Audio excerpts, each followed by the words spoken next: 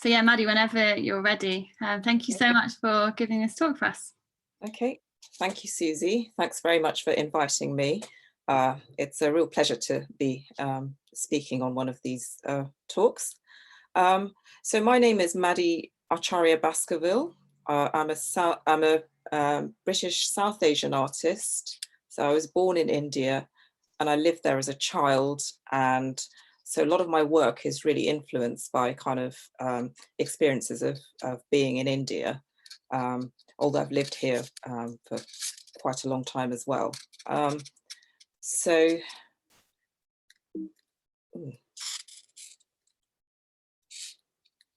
isn't it? Okay, next slide.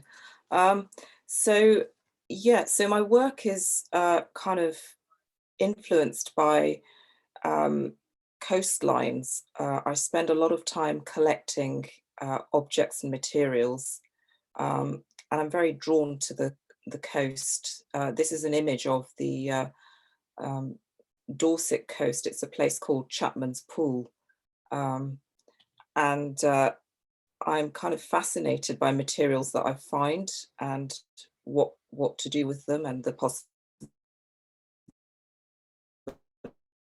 possibilities for transformation. And I'm also constantly thinking about sort of challenging people's kind of view of discarded objects. It's all kind of more obvious. This is me. I've obviously found some. So I'm very interested in, it's that joy of finding something that's really important. I also like to collect wood from coastlines, not coastlines, from forests. And quite near me, there is in Oxford, there's quite a lot of nice woodlands, and I love the sort of the twisted shapes and the kind of some of the shapes that the branches make. This is an image from Bentley Wood in Wiltshire, and this is another place that I go to collect wood. And again, the really nice twisted shapes and everything. I usually pick up wood that's already fallen down, so branches that have fallen down. And I see this as a way of sort of kind of taking something that would have otherwise decayed and taking it and nurturing it and trying to repair it as well. This is a work called Silver Beach, and it's made out of silver birch bark that I collected near Bentley Wood, actually. So it was made for a residency in Kenya, which was to do with home. What home means to different people. So I flattened the silver birch bark with a wallpaper steamer and used it as a surface for drawing. And the drawings are kind of objects that are found on the beach, and they're sort of broken objects that one would find in one's home, but they've just kind of been thrown away and have disintegrated partially.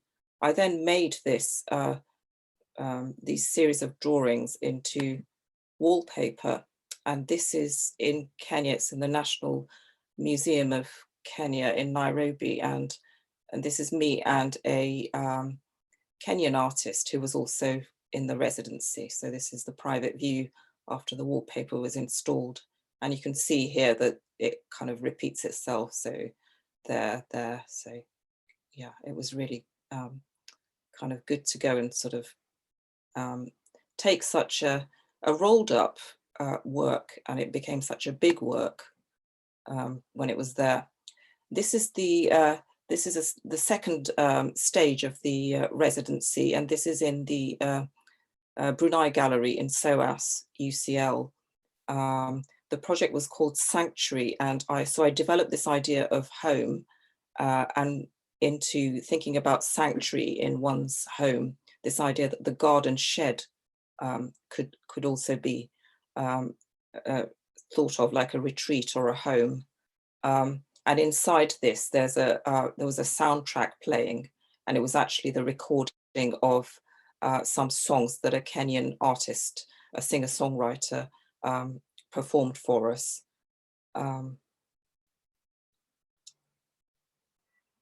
I decided to wallpaper the outside of the shed. It's actually the same wallpaper, so it's kind of reusing one artwork to make another artwork. And by wallpapering the outside of the shed, I wanted to kind of have this feeling of unease and uncertainty, that something wasn't quite right, and sort of in some ways think about that feeling of exile when one is kind of away from one's home, and this feeling of uncertainty, and sometimes you can't quite put your finger on it, but something's wrong. This is in my studio in Oxford. Textiles for the last few years, as well as found objects and materials.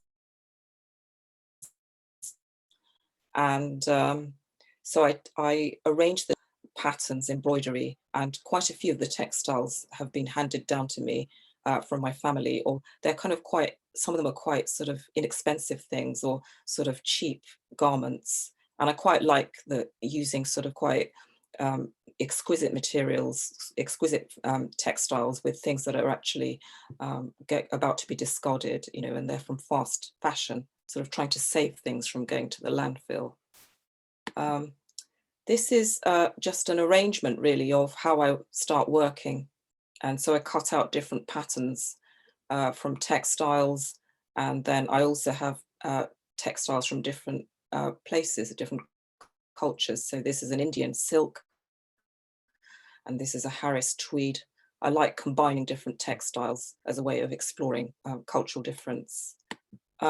This is a work called A Walk in the Park, and it's one of the first textile pieces that I've made. And it came about through collecting wood, this twisted piece of ivy in Bentley wood, and also coming across this fabric that I had that had become moth-eaten. So this is actually part of a very beautiful cashmere shawl that was given to me. And I decided I had to cut it all up because it was all full of holes and everything. And then I found another sort of fabric. This is a lining from an Indian quilt.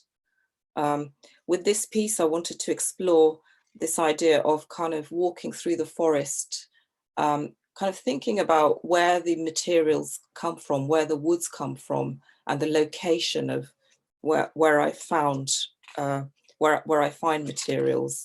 And within that, I was also thinking about fairy tales.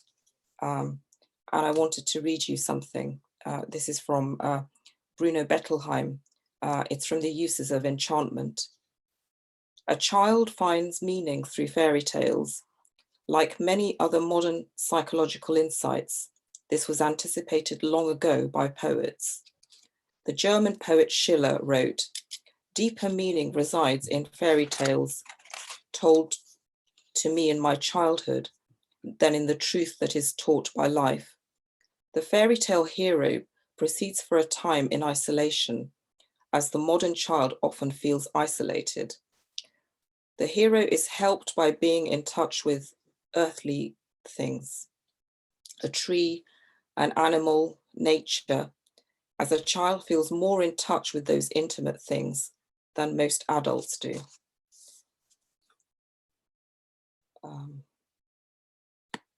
Then this is a detail of that work, and this is the work installed in, this is the Angus Hughes Gallery, which some of you may know.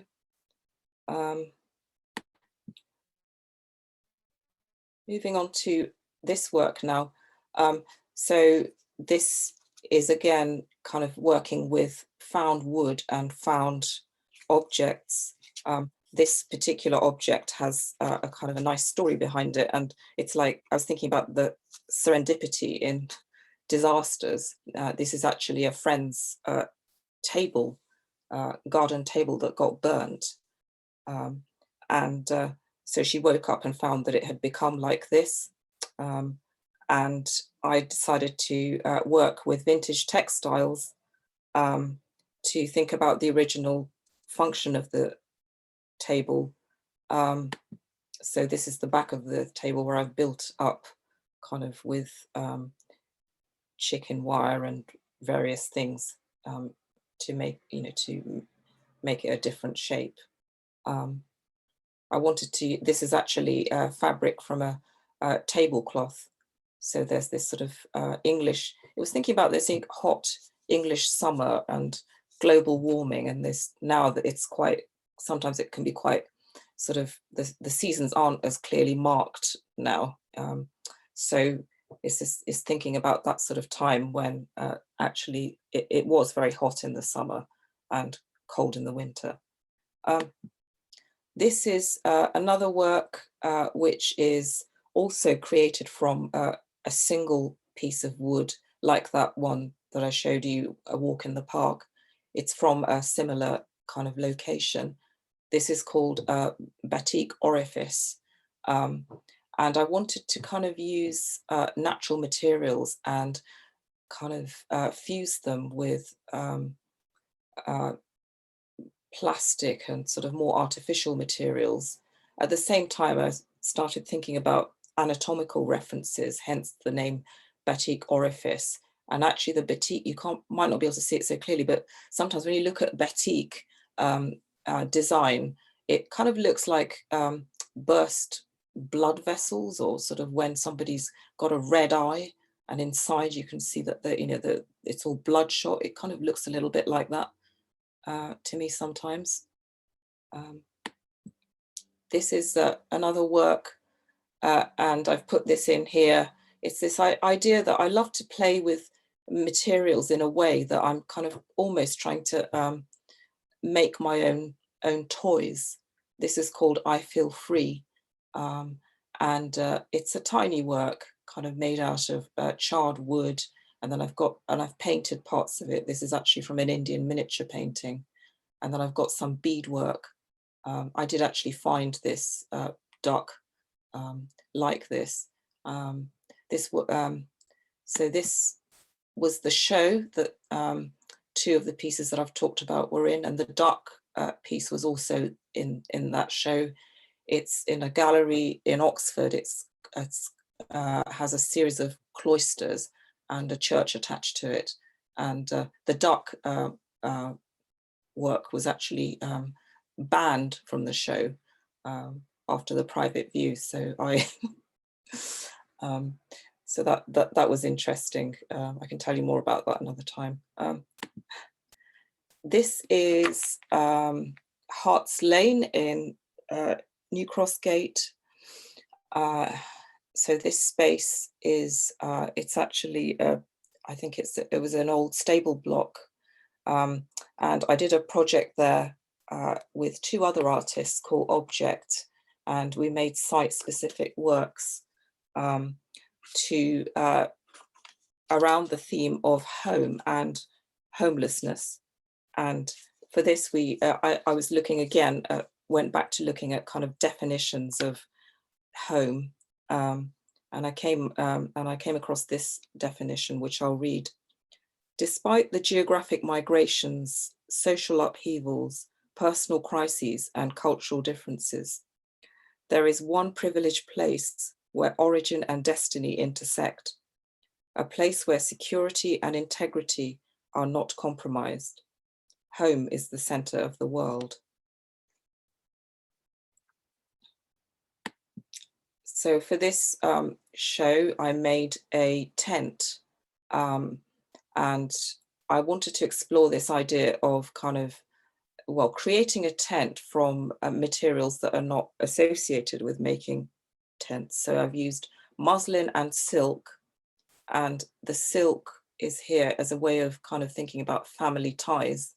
This is a textile piece that was from my family, and I decided to write Bengali text. So West Bengal is where I'm from, it's where my family's from, and this is the language I speak with my parents and anyone else from that part of the world. So it's I very much like using text. So this translated is means I will go wherever you take me, and so I've sewn this text. It's also on the other side of this tent. The tent is made out of driftwood that I've collected from the coast, and then all these ties are made out of silk. This is a really interesting space, the way the light kind of fell on the tent and sort of silhouetted trees as well. I wasn't expecting that, so that was a sort of an added bonus. And this idea of the tent was kind of, you know, this way of taking your home wherever you decide to go, it being quite a transportable, transient thing.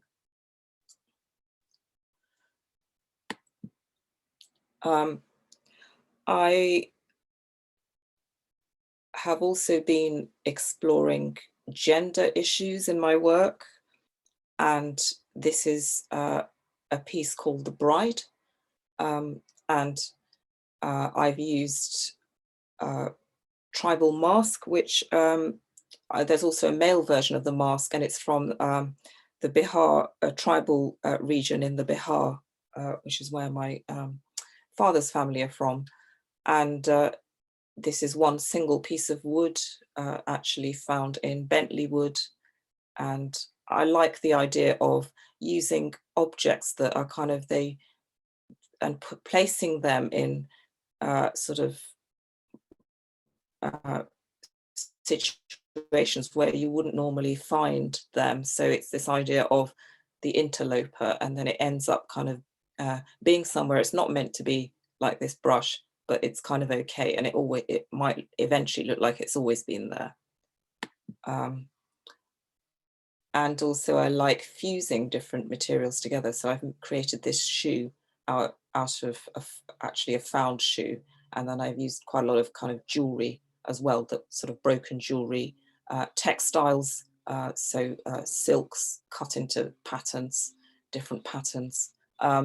So this idea, this bride, I wanted to kind of explore this idea of this duality of security and suppression, and also thinking about slightly subversive sort of feel to it with this shoe, and kind of quite a defiant. I was trying to make something that appeared quite a kind of a defiant,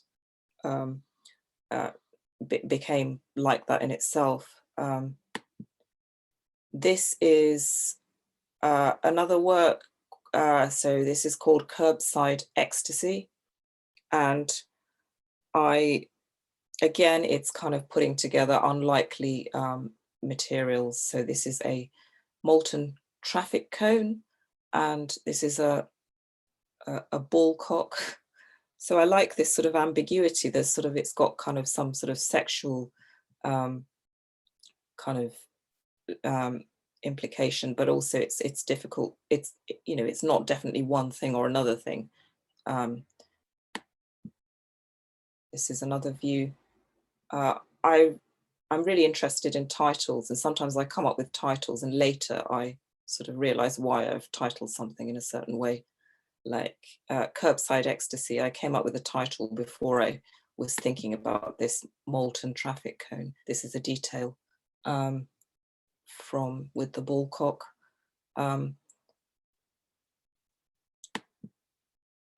This is called Life's a Bitch and Then You Thrive.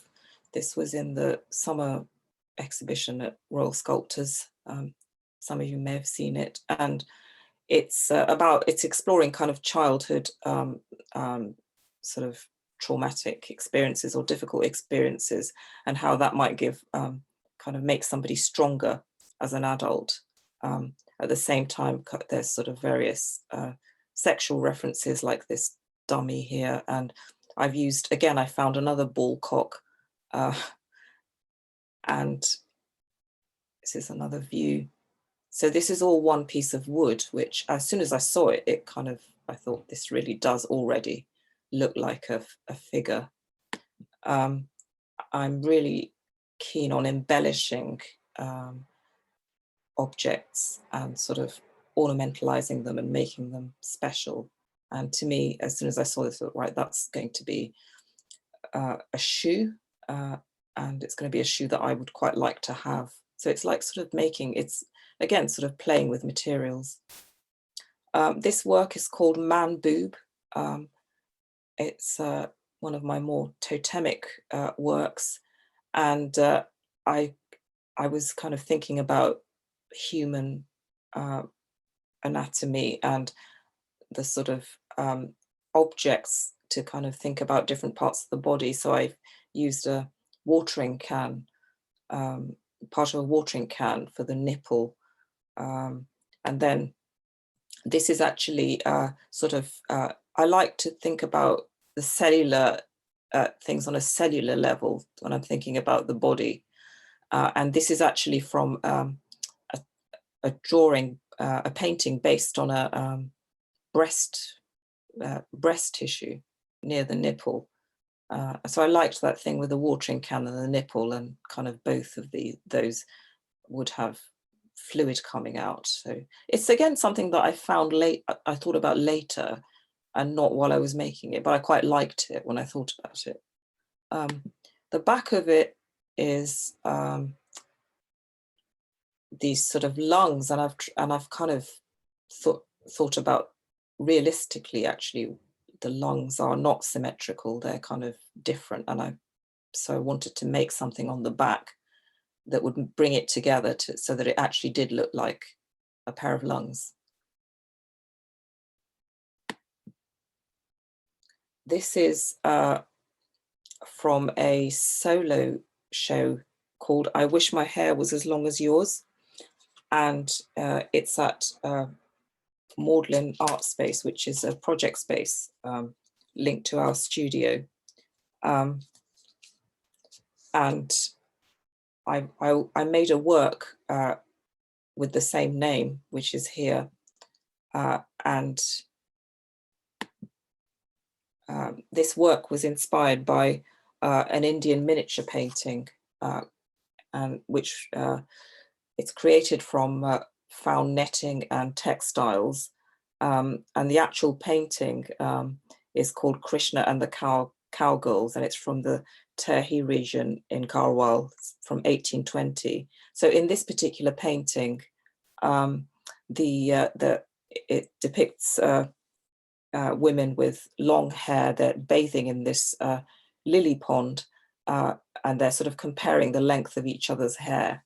And then they realize that actually all their clothes are missing, and Lord Krishna has taken their clothes and has hung them from the tree above the lily pond, and he's kind of looking at them and sort of smiling. Detail here. So these are actually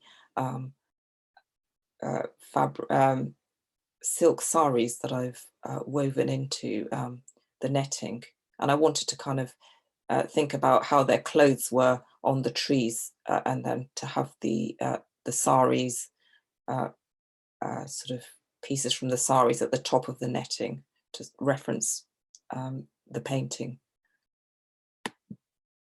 This is another work that I had in the solo exhibition. This is called Kicked the Bucket. Working with hair again, these are actually hair extensions. And I was thinking about the objects, the sort of the metaphorical and literal meaning. So here, this figure is actually kicking the bucket, but then it's also kind of about death. as well. And I've used different sort of things that I have, like this is a cowrie shell, and this pattern, you can't probably see it very well, but it's from a tribal sculpture. And this textile piece is sort of from a kind of a throwaway item that was going to go to the landfill. So I'm also with the use of textiles, I'm also kind of, I feel like I'm taking things, I'm rescuing them from going to the landfill, and then sort of giving them some sort of new life. I also like to combine painting with textiles. So some of this is painted, and I like it. I like the kind of appearance, so you can't sometimes tell whether something's painted or whether it's actually a piece of fabric. This is called Fake It Till You Make It. And here I wanted to kind of think about this idea of if you pretend to be somebody, can you actually become that person? This is I've always been interested in masks. The first slide was actually a detail of this. It's got mirrors and yeah, it's got mirrors. You can't see it here. You might have seen it on the first slide. And then also red fur. And I wanted to create something that the eyes were sort of somehow, you know, this figure had rubbed its eyes and they'd become red. And then again, using kind of objects as genitalia. This is the back. So here I've given it kind of 3 buttocks. So I've got beaded buttocks. I spent a long time actually making parts of sculptures that then are not even noticed.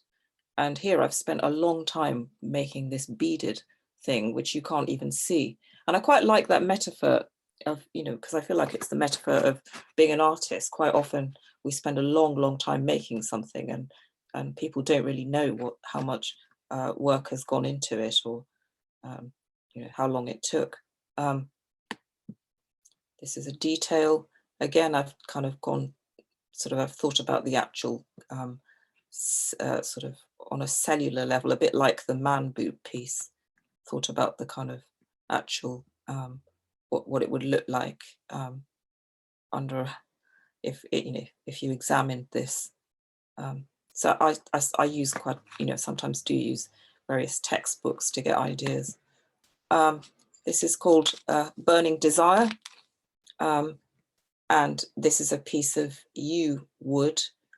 And I've used a pyrography tool to kind of give this a sort of like the appearance of a tattoo along here. And then the detail is, I wanted to kind of have this joining of materials, so one kind of fuses into the other, so you can tell this is plastic and this is wood, but it feels like it, you know, should be there, and that it might have been found in this kind of state already, this hybrid state. I sort of like it to have that appearance. This is actually, we've talked a lot about mermaids. Well, not all of us, but some of us. And this is my friend who is a long distance swimmer. She's a mermaid and a performance artist. And she did a performance in the solo show, and with sand and kind of responding to the sculptures. And I just love this slide with her hair kind of going right up with this kind of fusing with the installation. Okay. This is, I also like to really work with communities doing socially engaged projects. This project was commissioned these materials were for a project commissioned by Modern Art Oxford to work alongside the Kiki Smith exhibition, I Am a Wanderer. She made a work called Cabinet of Curiosities, and I worked with a group to create works out of kind of found materials, paint, paper, and it was a really incredible kind of project. So these are some of the things that the participants made, all very different. And I find it really encouraging when other people work with found materials and kind of see things differently. So it kind of gives me hope that we can just pick up lots of materials and use them in work, and then there'll be less sort of materials polluting the environment, etc. If everybody did it, it would be great. Moving on to this next is a residency with a group called Groundwork APT. So this is was at the APT gallery. So this is actually the Thames foreshore near Deptford. So it was incredible actually going to the foreshore. It was very exciting. This was last October, just before the second lockdown. And it was really incredible, really, what all the kind of things that were there, sort of from coins, oyster shells, and various pieces of metal, lots of objects which had holes in, which I was particularly interested in. We then went back to the APT gallery, and I made a work, carried on making a work that was similar to the work in I Wish My Hair Was as Long as Yours, but this time I wanted to kind of make one of those hair pieces out of sort of different materials. So this idea that it was broken, and I was trying to put something together, and I was sort of thinking about how things had become really difficult in the lockdown, how people had lost their businesses, their jobs, their lives. So this idea of things being broken and then trying to sort of make something. This is me at the socially distanced private view. I decided to make a face covering using the sari fabric that I was using in the work as a way of sort of joining with the work somehow.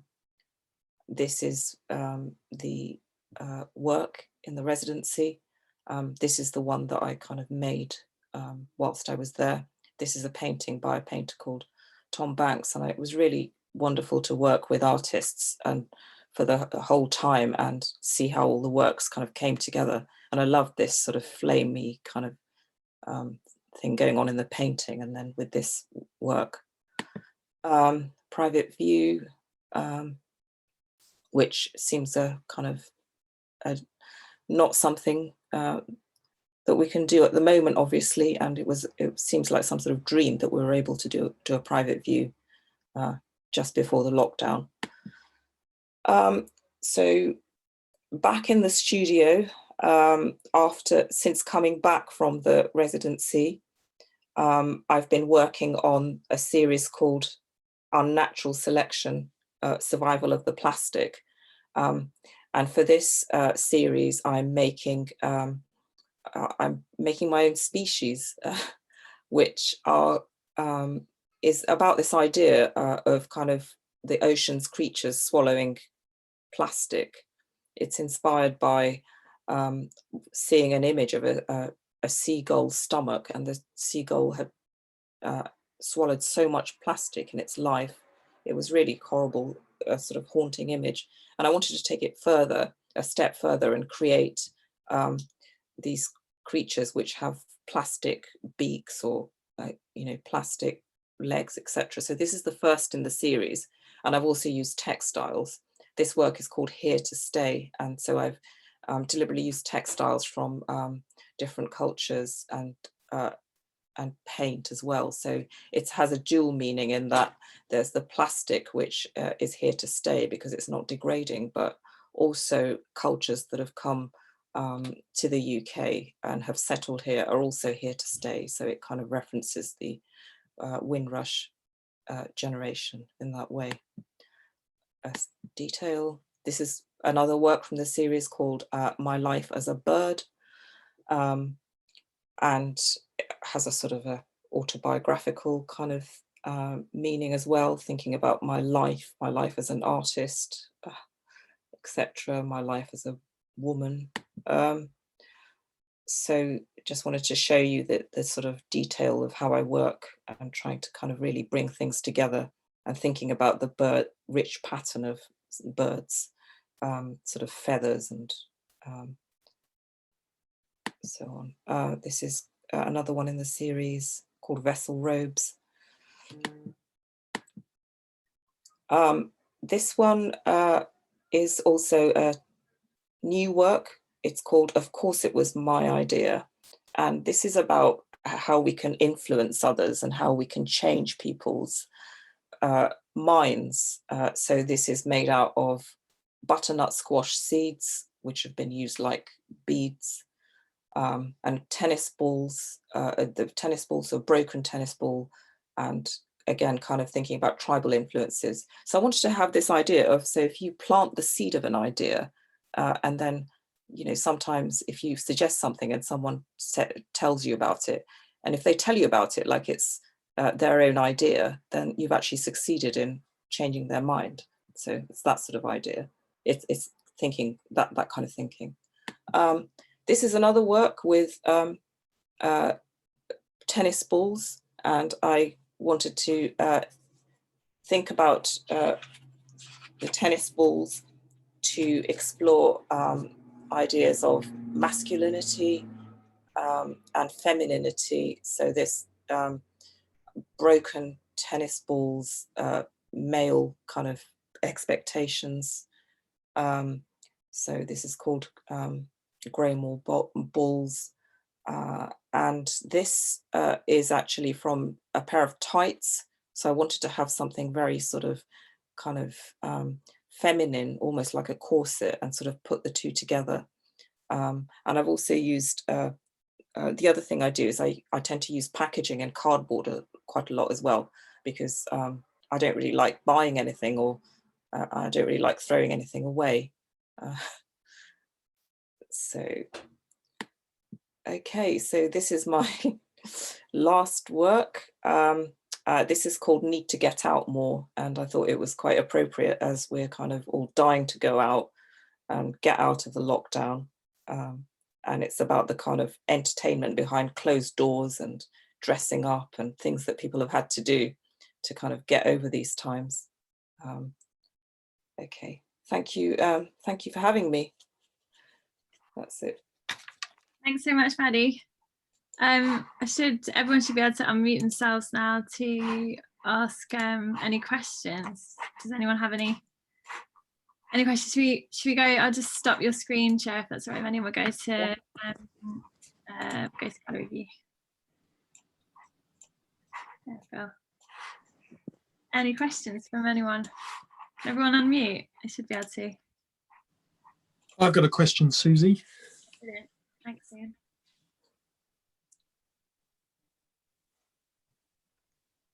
Okay.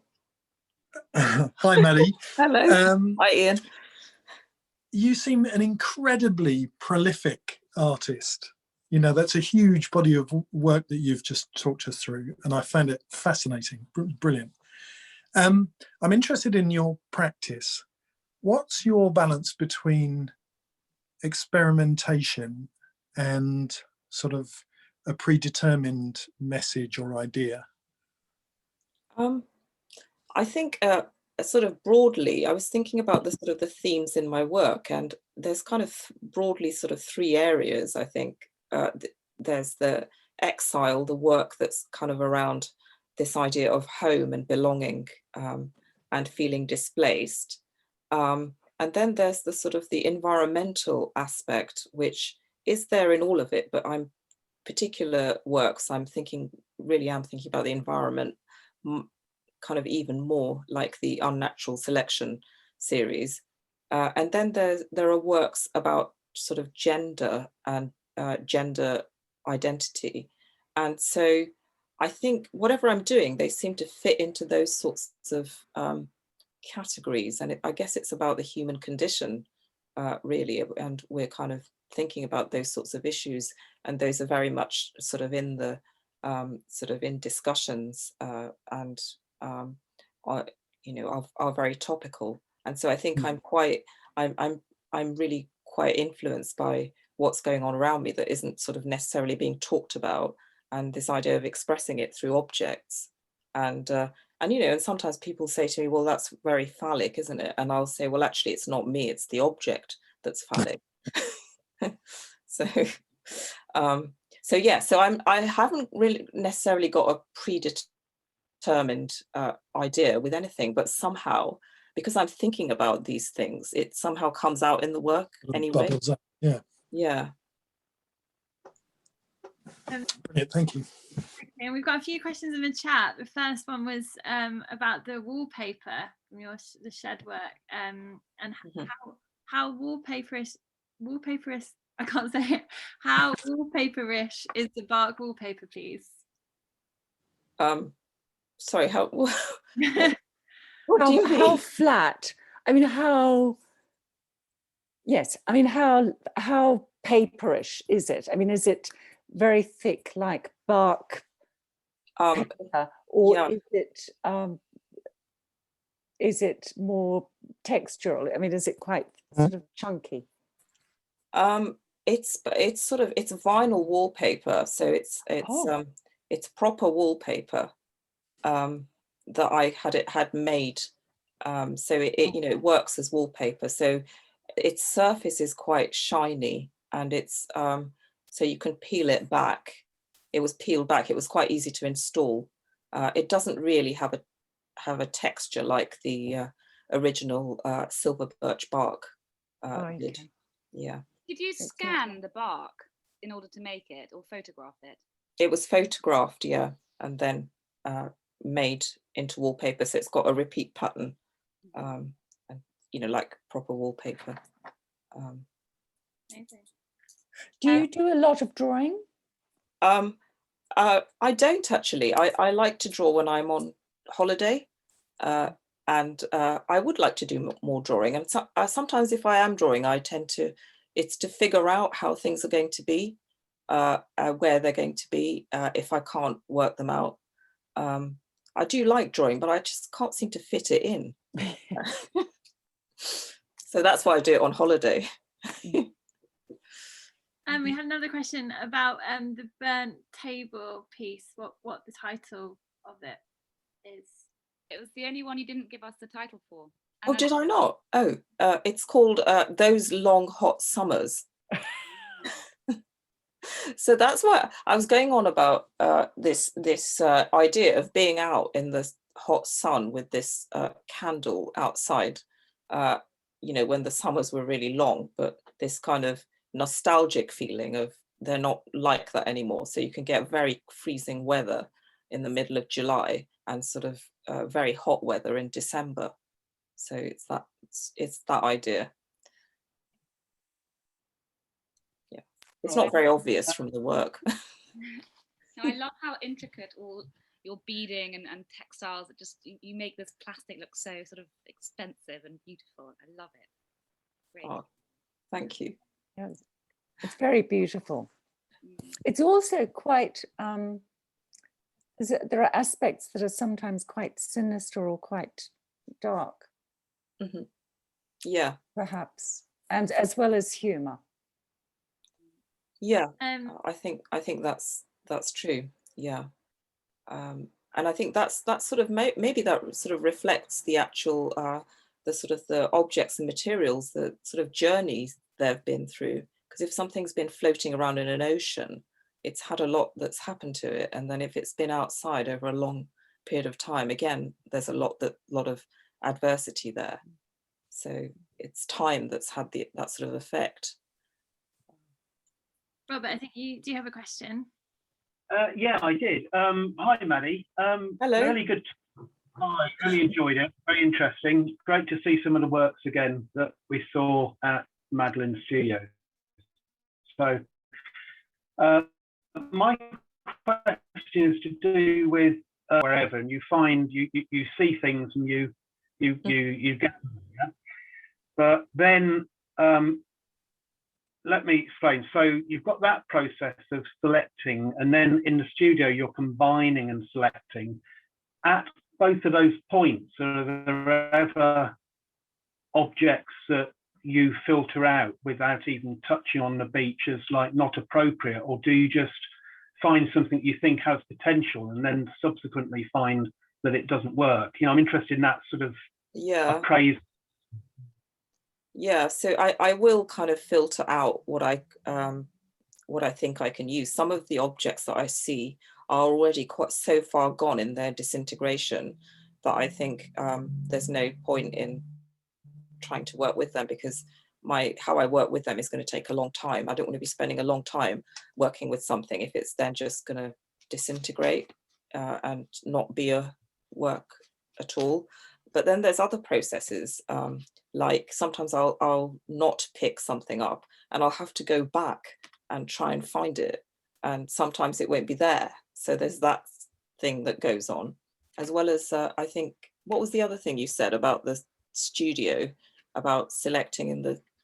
I was interested about, so it's about the criteria at those two junctures. So you've got you're out sort of harvesting, you're looking around and seeing things in your gathering mode, and then you're in the studio and you've got your materials, you've got all your different ideas, and you're combining and you're sort of seeing what works together and maybe doesn't. And it was just a sort of criteria at both of those stages. So subsequently in the studio, you may find something gone mouldy or something, throw it out. And I just wondered if materially there were some things, because you mentioned the environment a lot. I just wondered if there's certain things that you would never bring into a piece because it doesn't represent who you are or whatever in terms of its content.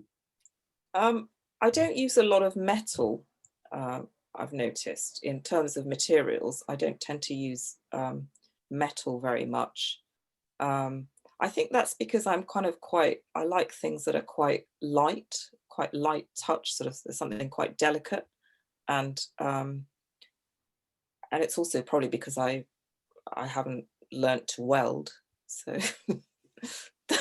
there might be a practical aspect to it.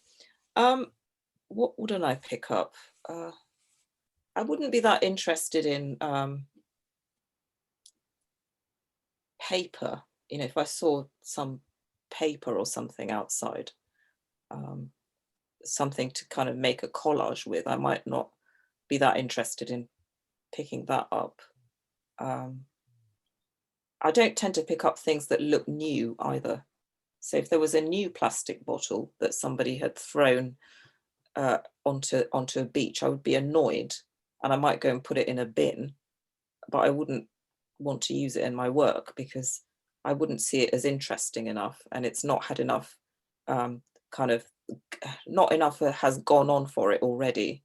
I like objects and materials that have already interacted with time, and then I like them to be kind of be able to sort of collaborate with me. So I see these objects and materials as my collaborators rather than me doing something to them, because I've noticed that in my practice, when I try and force something, it does not work. It usually falls apart. I have to wait until I have to go away, maybe go for a swim or something, and then come back, and then you know, something might come together. So it can. Very, very interesting. Right, thank you. Robert, you also had your question about the Schiller quote. Do you want me to ask that, or? Well, I don't know whether I worded it clearly enough. I was interested in which chicken and the egg sort of thing. I just wondered when, because the quote, obviously I get it, and it's a really good quote, and I like it, love the work as well. So, but I'm just wondering what order those came in. Did you discover the Schiller quote and it then inspired this series of work that you showed alongside that quote, just following it, or did it come afterwards and you thought that's very apposite, I'll use it? I was I've read Bettelheim kind of before thinking about other works in relation to that as well. So I would have known about that beforehand. Would have known about that quote beforehand. Yeah, and I'm in that kind of interest in fairy tales and so on. So I would have, I thought about it. I guess I would have known about it before. Yeah. I'll go off and have a look him up. This Bruno Bettelheim, very interesting. Okay. Thank you. Brilliant. Do you have any other questions for anyone else? Robert, you're muted. Sorry about that. Yes, hello, Maddie. Just Hello. a quick question. Yeah, I enjoyed it very much, but I just had a quick question. Very simple one, really. Where do you think your desire to collect found, discarded objects might come from, do you think? It's sort of come about since living on the coast. And I think before that, I wasn't necessarily thinking about discarded materials. I was thinking more about color, and sort of I was interested in sort of ornaments and beads and sort of things that are very decorative, but not necessarily about kind of collecting objects. So I think it was the actual experience of living on the coast and then thinking about the coastline as a sort of it's quite an ambivalent kind of site, really. Sort of it kind of the references of slavery, colonialism, migration, and at the same time thinking about the real sort of positive kind of aspect of travel and journeys and kind of new cultures, etc. So that collecting objects came from living on the coast, and this idea that some of these objects might actually have touched the sort of shores of where I'm from. So there's some connection with some land that is close to my heart, or kind of close to India. Whereas I know it isn't, but it's that sort of feeling of closeness, that it's been in the sea, it's traveled from somewhere.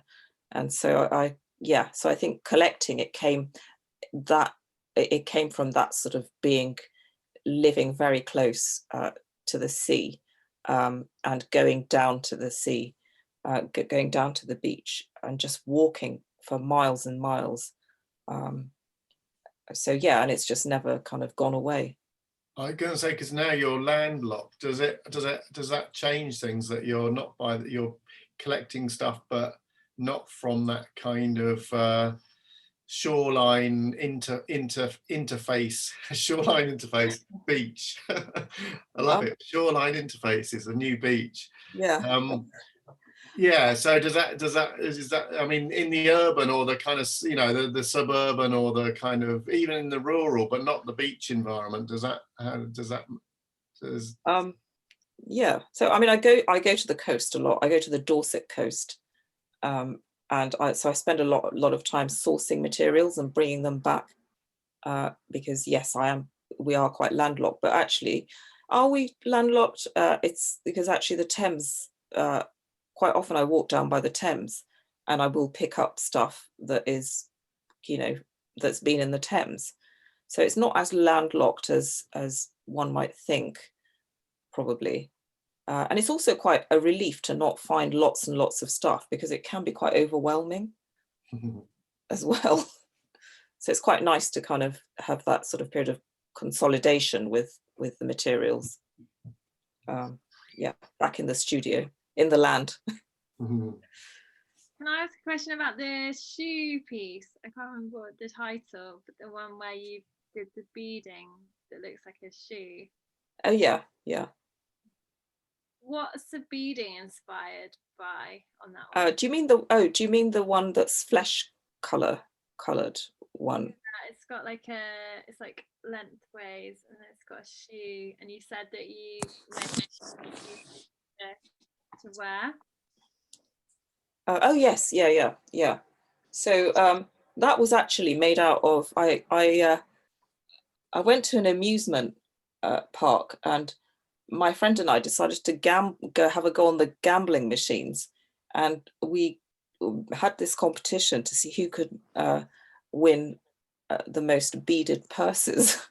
So we collected these beaded purses, and then she didn't really know what to do with hers, and she thought it was a ridiculous thing to do, so she gave them to me. So the time came to make this sculpture, and so I got these beaded purses, cut them out into kind of, and actually some of the fabrics, that the colors were exactly the same color as the tone of this flesh color tone that I was using. So that's what that's from. It's from those beaded purses. Yeah, I wanted they were. That was my prized possession as a child, and I think there's something really lovely about. I'm sure there's probably other girls growing up in England who those really kind of slightly tacky beaded purses were the best Yeah. you could receive. Yeah. So yeah, I wonder if it was from those. Yeah. Yeah, brilliant. Thank you. Any last questions, Maddie, from anyone? Well, I wondered if you had time to tell us a little bit more about what happened with the duck piece that got banned from the show in Oxford. Oh yes. So that Do you want me to stop the recording? I wasn't sure if it was No. you had to be subtle about that. well, no, we can record it. Let's record it. So yeah, so the duck piece was sort of very much kind of liked in the private view, and people had selfies taken with it and so on. And then I got an irate phone call the next day saying, you know, you've got to come and pick up this work. It's you know, it's very obscene. And actually some members of the church have walked past your work. I went back, I then rushed back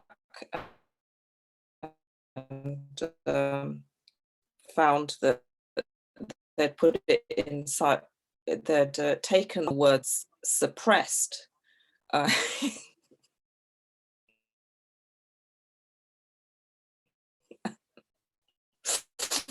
So if they don't like it, they might, you know, they might do something to it. So I had to go rescue it. So yeah, so that's the story. I of course had to tell everybody that was going to the exhibition that the duck was no longer there, so they wouldn't be able to see it. Amazing. Suppressed. That's brilliant. What did they think was obscene about it? I can't remember the Yeah. detail. So it's a toy with, and some of the ducks don't have penises, and and it was felt that it was very offensive because it had a very large penis. Oh, I didn't see. Yeah, yeah. So actually, it wasn't. That's the thing. It wasn't that even that obvious to some people. It was just a toy duck, and so that was apparently the largest part of it, and which I think says a lot for whoever, you know, is complaining about it, really. So.